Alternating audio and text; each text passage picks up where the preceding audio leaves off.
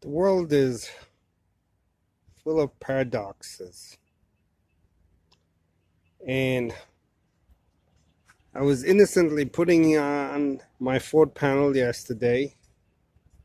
Panel number 4, panel number 3, panel number 2, panel number 1. So I was just connecting electrically, and you could see the blue and orange junction there where I connected the fourth panel to my system. And I had this extra connector, right? And I said to myself, wow, this would be a good place for the apex to go in. I didn't think about it before. I was gonna tap the apex in parallel inside the van. It would mean me making another entry into the van.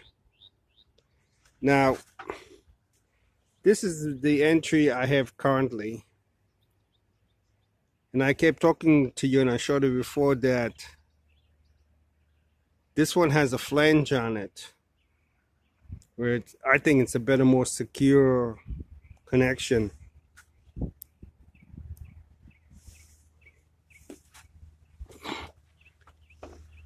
And I have 2 of these without the flange on it. No flange. So the question is, will I have with the flange on it, the flange about there, will I have enough room to do my cables and go into the van? I do. I feel like I do. So the question, am I going to do the right job and order an entry box with flanges, or because I got 2 of these here, am I going to use one of these?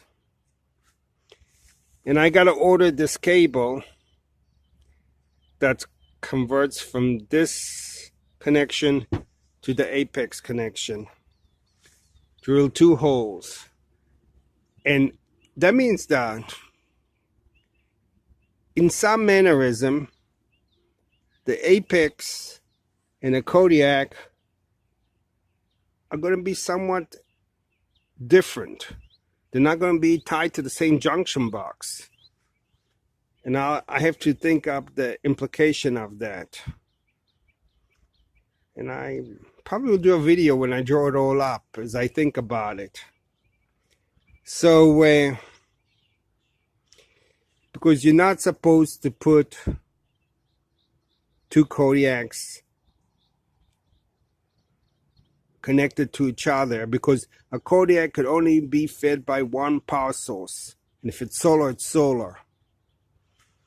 It cannot be fed by a solar in another apex or another Kodiak from the other side of it.